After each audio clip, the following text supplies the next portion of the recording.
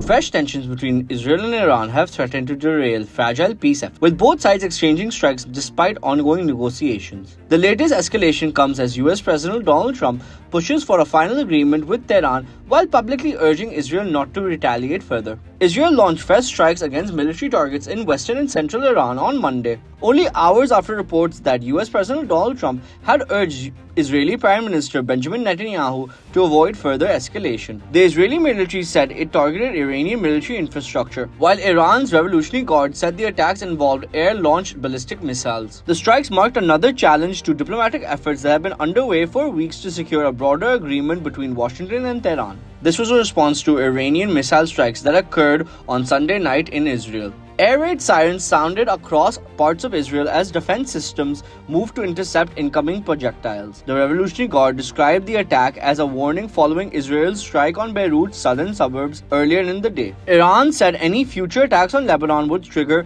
broader response against Israeli and American targets across the region. Iranian officials also announced temporary airspace restrictions in western parts of the country, while neighboring Iraq and Syria introduced similar measures. رژیم متجاوز صهیونیستی با نقض مکرر آتش بس شرارت‌های خود علیه مردم مظلوم لبنان را با چراغ سبز و حمایت آمریکای جنایتکار و سکوت مجامع بین‌المللی روز به روز افزایش داده و با استفاده از سلاح‌های ممنوعه از جمله بمب‌های فسفوری مرتکب جنایات جنگی می‌گردد.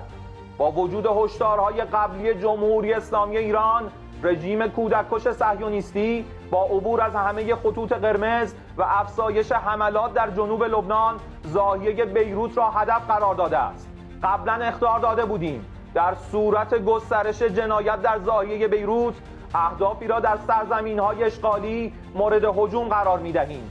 ارتش صهیونیستی باید حملات خود به جنوب لبنان و زاویه را متوقف نماید و در صورت گسترش حملات خود به آن منطقه و یا پاسخ به اقدام ایران با ضربات کوبنده تر و پشیمان کننده روبرو و حملات ویرانگری علیه رژیم و حامیان آن آغاز خواهد شد و من نصر إلا من عند الله العزيز الحكيم. The latest escalation was triggered by an Israeli strike on Beirut's Daya district, a Hezbollah stronghold in the Lebanese capital. Lebanese authorities said their attack killed 2 people and wounded at least 20 others. Israel said it had targeted a militant command center in response to Hezbollah's fire towards Israeli territory. The strike was the first on Beirut since a US-backed partial ceasefire proposal for Lebanon was announced last week. Iran's parliamentary speaker and chief negotiator Mohammad Baghar Ghalibaf accused Washington of giving Israel a green light for the attacks and warned that US and Israeli assets were now being considered legitimate threats. Accused Washington of giving Israel a green light for the attacks and warned that the US and Israeli targets were now considered legitimate targets. Despite the latest exchange of fire, US President Donald Trump insisted negotiations with Iran remain on track. He said the recent strikes would not affect efforts to reach a peace agreement and stressed that he remains in control of the diplomatic process. Trump reportedly told Netanyahu not to retaliate further, arguing that continued military exchanges risk destroying a deal that is now close to completion. According to Trump, both sides have already demonstrated their strength and now should return to negotiations rather than prolong the conflict. We're very close to having a deal, and if we don't have a deal, we'll do it one way or the other. Either way, we win. In this moment, how close are you to making a deal? Are we talking about days, weeks, months, Mr. President? I think we're very close. We have a couple of points. They don't even seem like big points. They've conceded the fact that they will not have nuclear weapons. We had a clause in there that we will not develop nuclear weapons, and everybody was very happy with it except me. And I said, well, what happens if they not develop, if they go out and purchase, they acquire? I want to put the word if they buy or purchase or acquire, we've got to have that in there too, because that's not developing. Can I interrupt, guys? No. Okay. People will understand. We're on a farm. Most of the drone factories have been knocked out. Most of the launching pads have been knocked out, and most of the missile manufacturing areas have been knocked out, but they still have capacity. They have some missiles, they have some drones. I would say percentage-wise, maybe 21, 22% of their missiles. It's a lot of missiles, but it's not what it was when we first attacked. So you're saying they have 21, 22% of their missiles left? Correct, yes. Okay.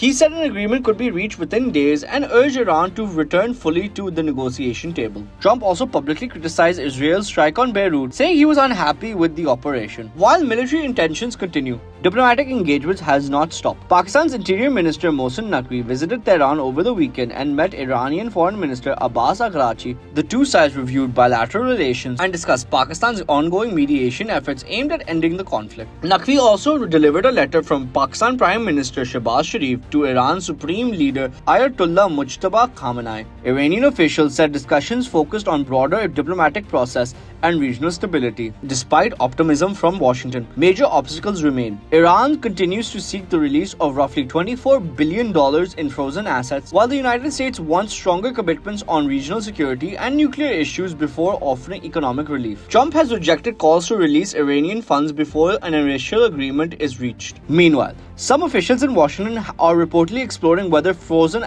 Iranian assets could eventually be used to compensate regional allies affected by the conflict. The renewed fighting immediately affected global energy markets. Oil prices rose more than 3% after the news of the Israeli and Iranian strikes, reflecting investor concerns about the stability in West Asia and the future of the shipping through the Strait of Hormuz. The strategic waterway remains central to both the conflict and the ongoing negotiations. The latest Israel and Iran exchange highlights how fragile the diplomatic process remains. While US President Donald Trump insists a deal is close and is actively trying to prevent further escalation, continued military action on multiple fronts threatens to complicate negotiations just as both sides appear to be inching towards an agreement.